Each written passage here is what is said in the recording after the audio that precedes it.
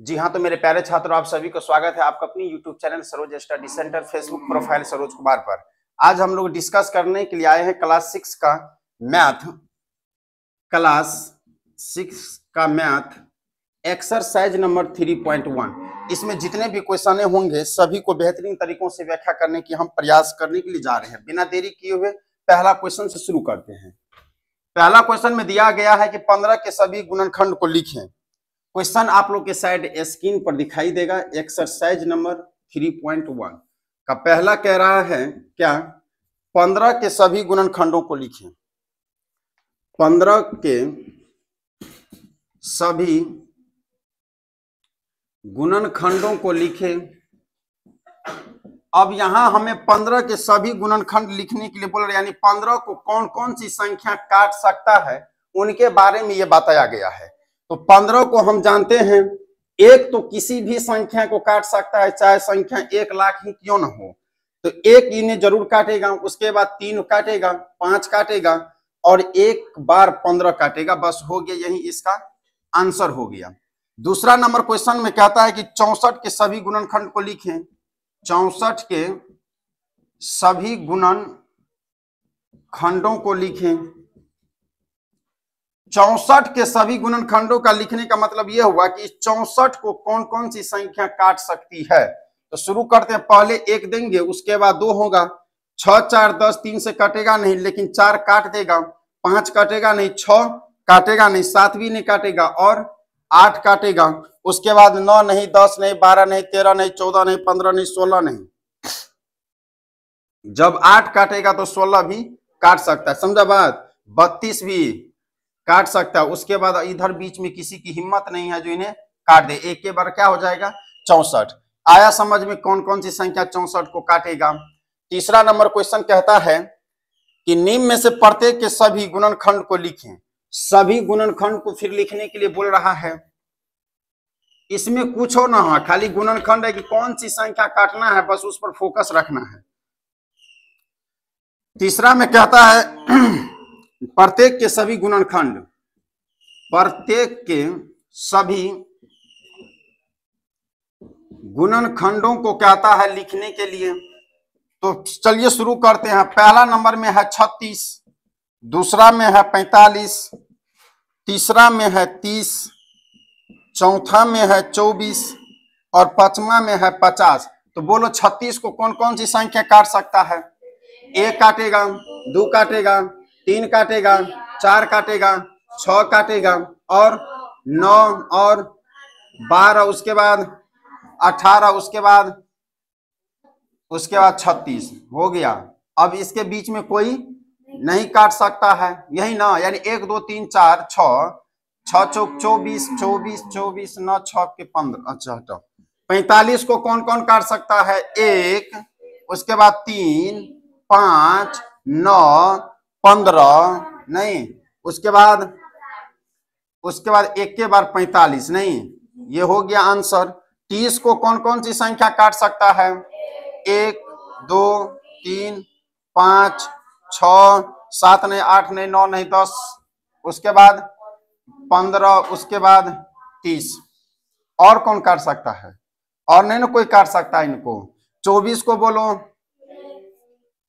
1 2 3 4 6 8, उसके बाद हो जाएगा 12, उसके बाद हो जाएगा 24। इस बीच में और कोई नहीं काटेगा। 50 को कौन कौन सी संख्या काट सकता है। तो 1 होगा, 2 होगा, 3 नहीं होगा, 5 हो जाएगा, उसके बाद 10 हो जाएगा। 6 कहां से काट देगा 50 को, 10 हो जाएगा, उसके बाद 25 हो जाएगा, उसके बाद 50 हो जाएगा। आंसर क्या हो गया ना, सही है नहीं। तो मिटा दो इनको, केवल गुणनखंड कौन कौन है उन पर फोकस करना था। चौथा नंबर क्वेश्चन,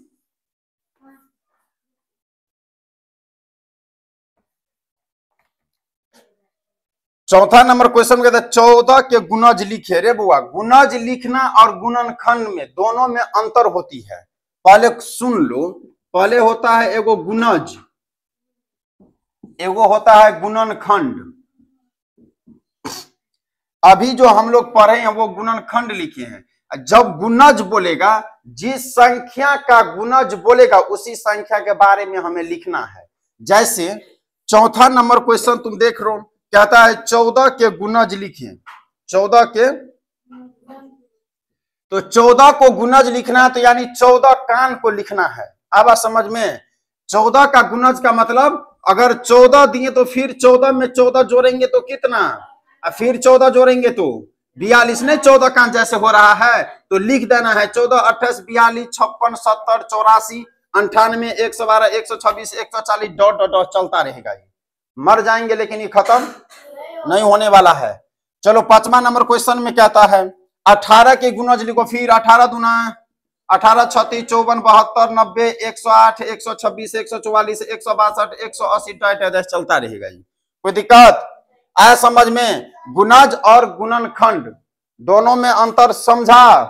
गुणनखंड बोलेगा तो कौन सब संख्या काट सकता है, और गुणज बोलेगा तो उस संख्या को लिख देंगे टेबल। ठीक है, अगर पूछेगा कि इस 14 का गुणनखंड कौन कौन है तो बता दो।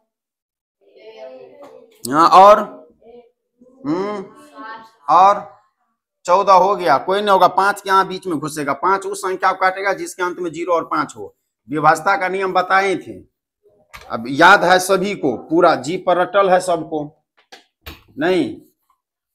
इसीलिए ना बोले कि अभी मेहनत 3 घंटा करने में बहुत हार्ड लग रहा है, जब फिर बाद में जो 10-10 घंटा जो काम करेगा मजदूरी, तब बड़ मजा आएगा। चलो 8 नंबर यानी 6 नंबर में, माफ करिएगा 6 नंबर में कहता निम्न लिखित में पहले 5 गुणज लिखे। अरे कहता है निम्न में प्रत्येक के पहले 5 गुणज लिखें। क्या करना है? गुणज लिखें। 5 गुणज कहता है मात्र लिखने के लिए, तो हम लिख देंगे पहला नंबर में है 4, दूसरा नंबर में है 12, तीसरा नंबर में है 30, चौथा नंबर में है 24, पांचवा नंबर, चौथा नंबर में 24, पांचवा में 50। ठीक है, तो है कितना गुणज बोल रहा है? कहां 5 लिखे हम?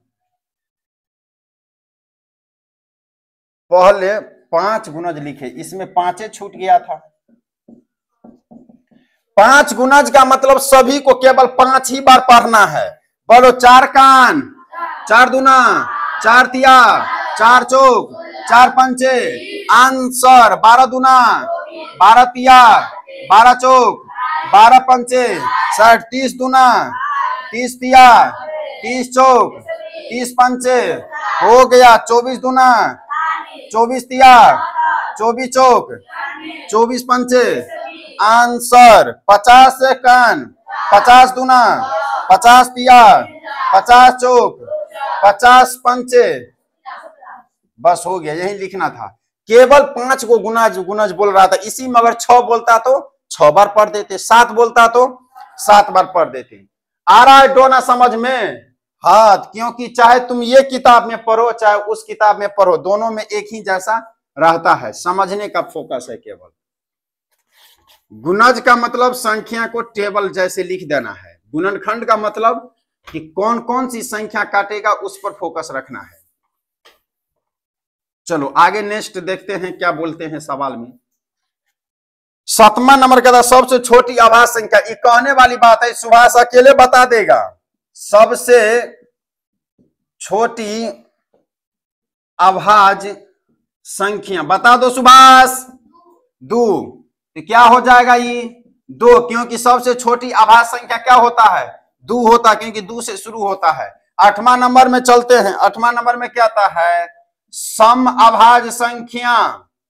सम अभाज्य संख्या बताएं। सम अभाज्य संख्या बताएंगे तो यही क्या हो जाएगा? 2। केवल 2 ही एक ऐसा अभाज्य संख्या है जो क्या है? सम है, बाकी का बाकी विषम होगा। 9 नंबर क्वेश्चन में चलते हैं। कहता है निम्नलिखित में से कौन कौन सी संख्या अभाज्य संख्या है? कहता है अभाज्य संख्या बुआ पहचानना है। अभाज्य संख्या कौन है?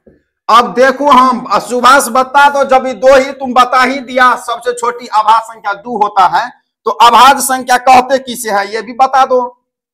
खड़ा हो जाओ। अभाज्य संख्या किसे कहते हैं? हाँ, अभाज्य संख्या।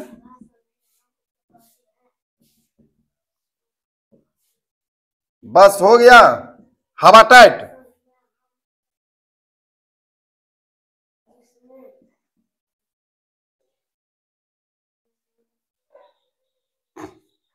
बस खड़ा हो रहे, तुम बताओ अभाज्य संख्या। हाँ, जिसका गुणनखंड केवल 2 हो उसे ही अभाज्य संख्या कहते हैं। इसीलिए सबसे छोटी सम संख्या 2 है। इस 2 को केवल 1 या 2 ही काटेगा, तीसरा कोई अंक का हिम्मत नहीं जो 2 को काट देगा। यहाँ चलो 23 हो गया अभाज्य गुणनखंड, क्योंकि इसे 1 और 23 ही काट सकता है। 28 नहीं है, क्योंकि इसे ढेर सारा डिजिट काट सकता है, ये भी नहीं है। वैसे भी दिमाग में घुसा लेना है, सबसे छोटी सम अभाज्य संख्या केवल 2 है, बाकी तो अब सम संख्या देखेंगे वो अभाज्य संख्या नहीं होगा। ये भी नहीं होगा, 31 हो जाएगा, क्योंकि इसे 1 और 31 काट सकता है। 9 को 1 भी काटेगा, 3 भी काटेगा, 9 भी काटेगा, वो भाज्य संख्या हो गया। मिटा दूं इन्हें? अरे सबसे आसान है, जितने भी संख्याएं हैं सभी लिखा चुके हैं। नहीं लिखाए होंगे तो ऐसा हो ही नहीं सकता है, याद हम करेंगे। और स्पेशल इस पर एगो संख्या पे ही वीडियो बनाकर अपलोड किए हैं, वो तो हम ही देखेंगे फिर भी। चलो आगे चलते हैं। 10 नंबर क्वेश्चन हो गए। 11 नंबर में देख लो, क्या था? सबसे छोटी संयुक्त संख्या क्या है? सबसे छोटी संयुक्त संख्या पूछ रहा है हमसे। संयुक्त संख्या कौन है? बता दो सुमी तुम ही। सबसे छोटी संयुक्त संख्या।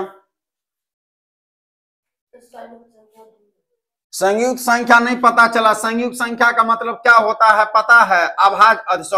भाज्य संख्या। जुड़वा अभाज्य संख्या अलग है। सबसे छोटी अभाज्य संख्या क्या हो जाएगा? 4 हो गया आंसर, बैठ जाओ। 12 नंबर भाज्य संख्या उसे कहते हैं जिसका गुणनखंड 2 से अधिक हो। चलो मिटा दूं, 11 हो गया था। 12 नंबर में क्या था? 100 से कम लगातार संयुक्त संख्या लिखिए जिनके बीच में कोई अभाज्य संख्या न हो। रे बुआ, क्या था? संयुक्त संख्या लिखने के लिए कौन सी संख्या लिखने के लिए? संयुक्त संख्या मतलब भाज्य संख्या। अब समझ में। अभाज्य संख्या का मतलब यौगिक संख्या। अब चलो 100 के बीच में, यानी 100 से कम, यानी जो भी काउंटिंग होगा ना 1 से लेकर 100 के बीच में कितना संख्या लिखना हमें? 5 संयुक्त संख्या। क्रमागत का मतलब होता है लगातार, जैसे 4, 5, 6, 7, 8 ऐसे होना चाहिए लगातार। इनके बीच में एको को अभाज्य संख्या न घुसना चाहिए। अगर मान लो यहां जो कर हम लिख दिए तो 5 अभाज्य संख्या घुस गया है, इसे या तो 1 या तो 5 काटेगा। 7 भी घुस गया है, 1 या 7। लेकिन ऐसे हमें 5 को संख्या लिखना है जिनके बीच में एको को क्या हो? भाज्य न हो। तो लिखूं एक बार? चलो बुआ लिख लेते हैं, शुरू करें। बोलो 24, 25, 26, 27, 28 हो गया आंसर। दिखा दो तुम इसमें एको को भाज्य संख्या, अभाज्य संख्या। 25 को ढेर सारा अंक काट सकता है, 24 को 25 को भी काट सकता है, 24 को भी काट सकता है। 25 को मान लो अगर तुम्हारा मन में ये डॉट होगा तो बोलो 1 काटेगा, 5 काटेगा और 25 काटेगा। हो न गया 3 गुणनखंड, ये हो गया भाज्य संख्या। 26 वैसे ही सम संख्या जिसको हटा दो। 28 वैसे सम संख्या हटा दो। 27 को तुम ले लो, 1 काटेगा, 3 काटेगा, 9 काटेगा, 27 काटेगा। हो गया। तो ये भी क्या हो गया? भाज्य संख्या। एक को इस बीच में अभाज्य संख्या नहीं है, ऐसे करके वो और है आगे चलकर। तो यही हो जाएगा आंसर। आया समझ में? मिटा दूं? चलो 13 नंबर क्वेश्चन। 13 नंबर में कहता है किसी इकाई के स्थान पर 5 है तो रहने दो, क्या दिक्कत है? कहता है इकाई का स्थान पर क्या है? इकाई के स्थान पर 5 है और वह संख्या, यदि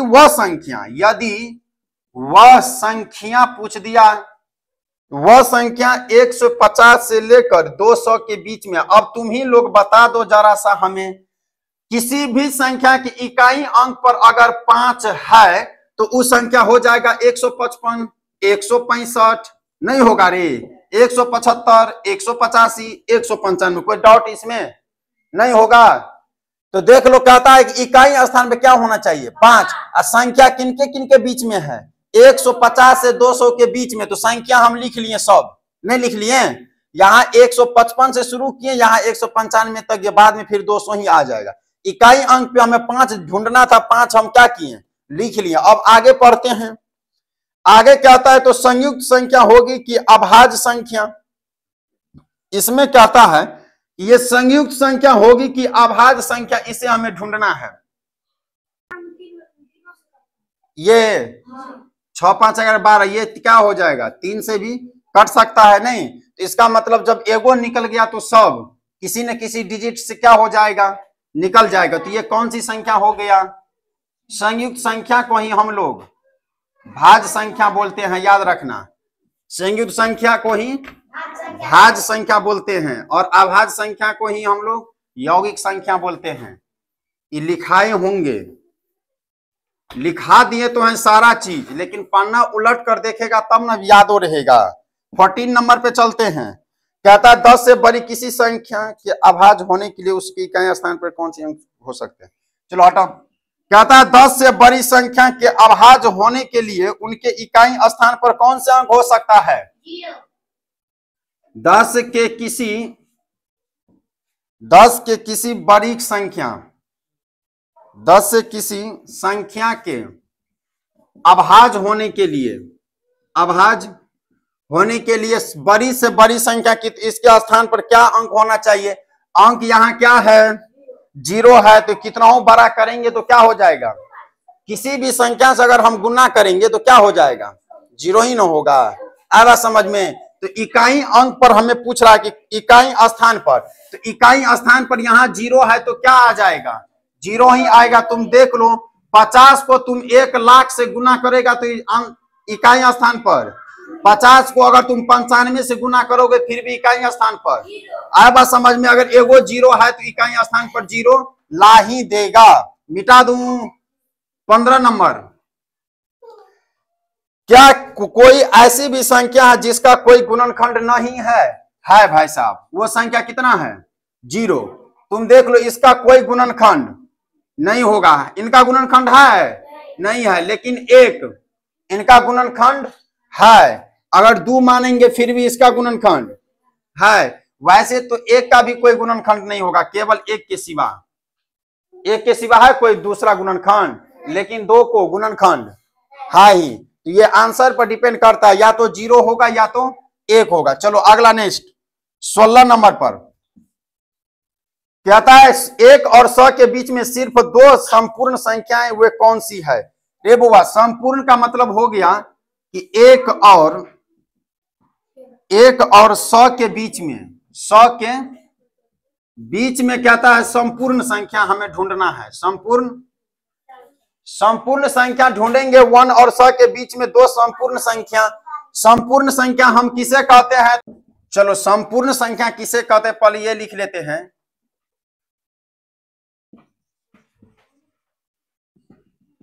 संपूर्ण संख्या यानी परफेक्ट नंबर। कहता है वह संख्या जिसके सभी गुणनखंडों का योगफल उस संख्या के दोगुना हो, उसे ही हम संपूर्ण संख्या कहते हैं।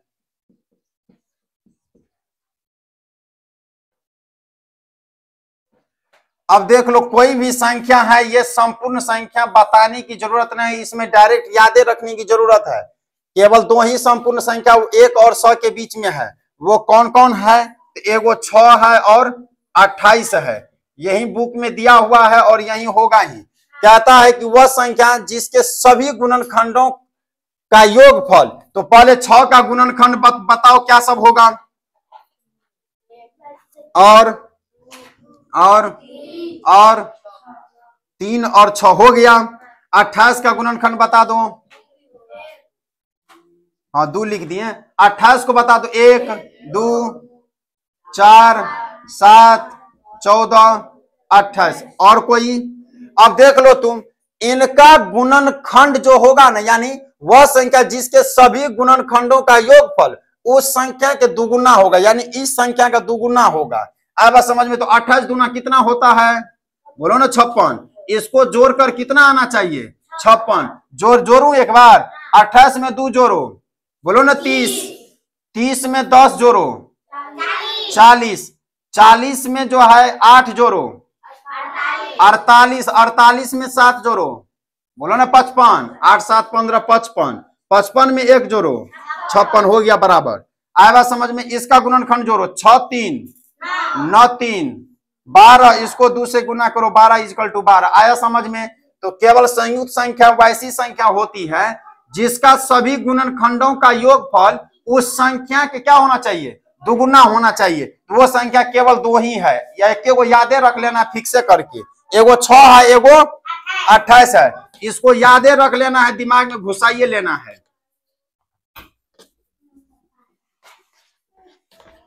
चलो अगला 17 नंबर क्वेश्चन पे।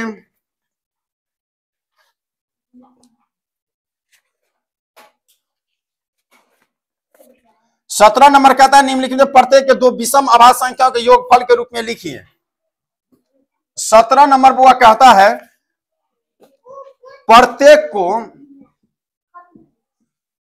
प्रत्येक संख्या को 2 विषम अभाज्य संख्याओं के युग में, अभाज्य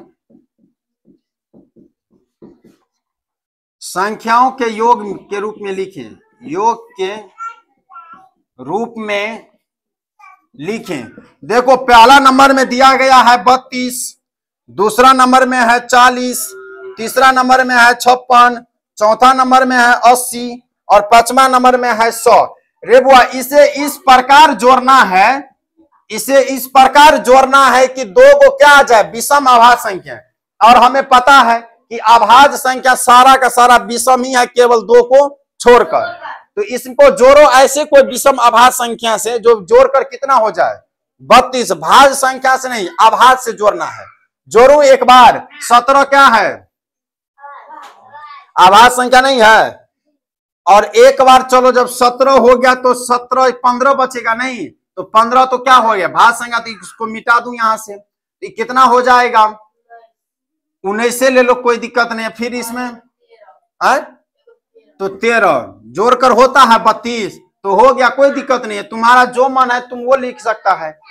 हो गया ना, ये भी अभाज्य और ये भी अभाज्य हो गया। चलो दूसरा में चलो, यहां पर यहां भी 13 ले लो, यहां 17 ले लो, 40 नहीं होगा तब हटा दो, पूर्णा चाहिए ना 40 भी।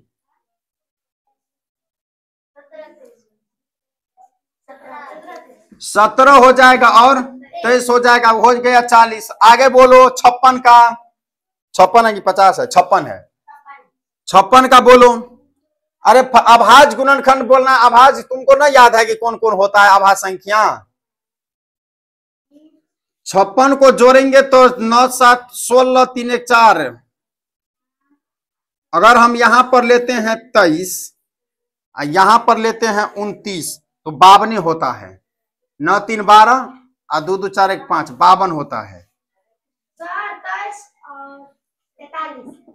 23 और 43 ले लो, 3 3 6 4 2, नहीं 43 कहाँ होगा, क्या चीज, 31 और 56 पूर्णा भी चाहिए। अब 5 ही बचा है, 31। अब में तो और जोड़ो ना, ये कभी जोड़कर 56 होगा, 3 1 4 3 2 5 होगा।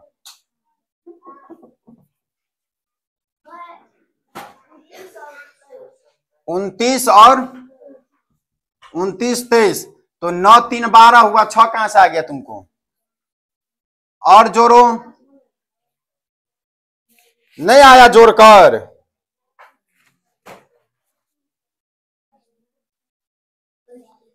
ले लिए हम 17 और 17 ले लिए, और कितना ले लिए, लेने के लिए तो कुछ भी हो सकता है, हम ओते न जानी चिबुआ रे। 3 ले लिया, 53 ले लिया, हटा छोड़। आवा समझ में, 3 ले लिए और क्या ले लिए, 53 ले लिए। कितना उतना दूर दूर तक हम लोग सोचेंगे। 80 को जोड़ू एक बार, हम अभाज्य गुणनखंड उल्टा लिए हैं, उसमें मिला लेते हैं तुरंत। 80 कहाँ है? 17 को 37 नहीं, 47 7 7 नहीं, तो 3 वाला पे जाना है। 80 है, 80 हो गया, मिल गया। 7 + 73 80। डायरेक्ट जोड़ रहे हैं फटाफट। 100 को जोड़ू एक बार, 100 को जोड़ लेते हैं। 100 जुटेगा कहां से? 37 को लेंगे। आए ये भी हो सकता है, कौन बड़का भारी बात हो रही है। 97 में 3 को जोड़ दो, हो गया 100। अरे जो मन है जोड़ दो, लेकिन क्या होना चाहिए? अभाज्य संख्या ही होना चाहिए, भाज नहीं। आया समझ में? मिटा दो इनको, समझा रे सुमित? चलो आगे देखते हैं। अभाज्य केवल आना चाहिए, ना इसमें हमको बोल रहा है कि जो बड़का की छोटका। चलो 18 नंबर क्वेश्चन। क्या को क्वेश्चन है? 20 गो। 16 से छोटी सभी अभाज्य और संयुक्त संख्या अलग अलग लिखिए। लिखो, इसमें तुमको मास्टर बना देगा अभाज्य संख्या और संयुक्त संख्या में। अभाज्य संख्या पहले लिखो। 16 से क्या होना चाहिए? छोटा। लिखो 16 से छोटा, पहले अभाज्य संख्या लिख लेते हैं। अभाज्य संख्या लिखो, 16 से छोटा होना चाहिए। तो हो गया कितना अभाज्य संख्या? 2 3 5 7 11 13। 13 के बाद हो गया। अब भाज्य संख्या ले लो। भाज्य संख्या यानी संयुक्त संख्या। भाज्य संख्या या संयुक्त संख्या ले लो। 4 ले लो, 5 4 के बाद हो जाएगा 6, उसके बाद 8, उसके बाद हो जाएगा 10। 9 कहां चला गया चढ़ने के लिए?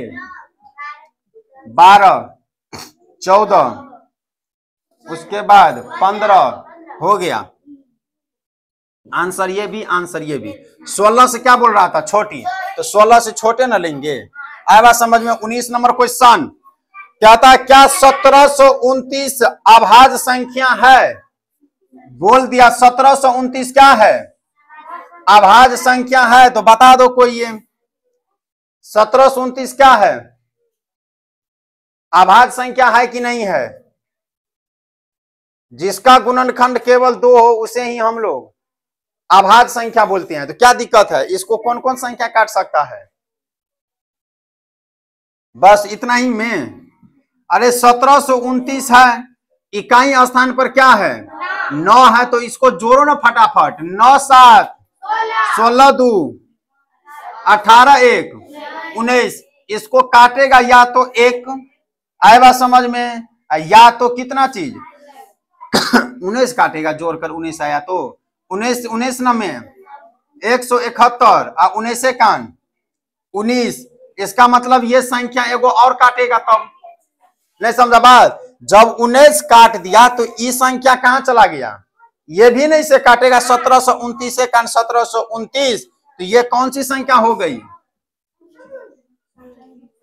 संयुक्त संख्या है। आया समझ में? मिटा दूं इनको। 2 से अधिक गुणनखंड हो गया है। 20 नंबर आखिरी क्वेश्चन इस चैप्टर का। बहुत नहीं है, कम में है। गलत सही मारने के लिए बताना है। चलो शुरू करते हैं। जीजीर कोना कौन कोना पे कहता है निम्नलिखित को सत्य उसके सामने में ऐसे मारो, और जो गलत है उसके सामने में ऐसे मारो। चलो शुरू करो। कहता है पहला नंबर में वह संख्या जिसका केवल एक अपवर्तक हो वह संख्या 1 है। बोलेंगे हाँ है, क्योंकि 1 का अपवर्तक मतलब काटने वाली संख्या यानी गुणज। तो 1 का कोई संख्या और है जो इसे काट सकता है? नहीं काटेगा तो क्या हो जाएगा? सही हो जाएगा। दूसरा में कहता है क्या सबसे छोटी सम अभाज्य संख्या 2 है? बोलेंगे है, अब ये लिखाई थी। तीसरा नंबर में कहता है सबसे छोटी संयुक्त संख्या 6 है? नहीं, वो 4 होती है, 6 नहीं। अब ये बताएं तो संयुक्त संख्या मतलब भाज्य संख्या। और चौथा में कहता है 2 अभाज्य संख्याओं का योग सम होता है। तो ये बात भी सही है। अभाज्य संख्याओं का योग हमेशा सम होगा कि नहीं होगा ये प्रूव कर लूं एक बार। 3 क्या है? अभाज्य संख्या। 7 क्या है? जोड़ेंगे तो आया बात समझ। 10 क्या है? 10 क्या है? बोलो ना सम संख्या है। तो जोड़कर क्या आता है? सम संख्या आता है कि नहीं आता है? तो बोलेंगे ये सही हो गया।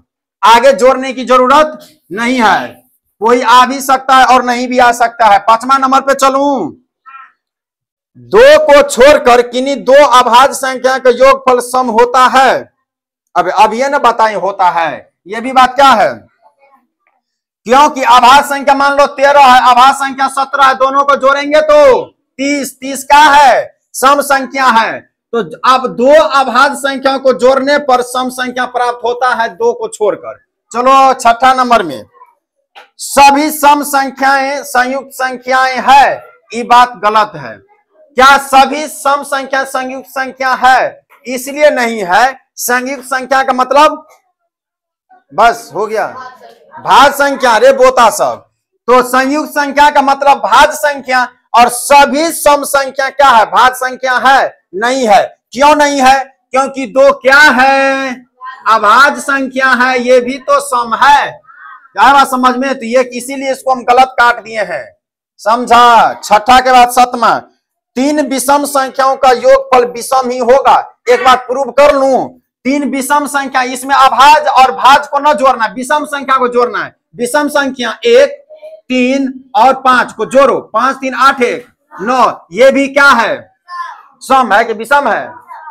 आया समझ में? फिर ले लो कोई भी दुनिया का कोई भी तीन को विषम संख्या ले लो। मान लो हम ले लिए क्या चीज, 15 17 19, इसको जोड़ेंगे तो विषम होगा।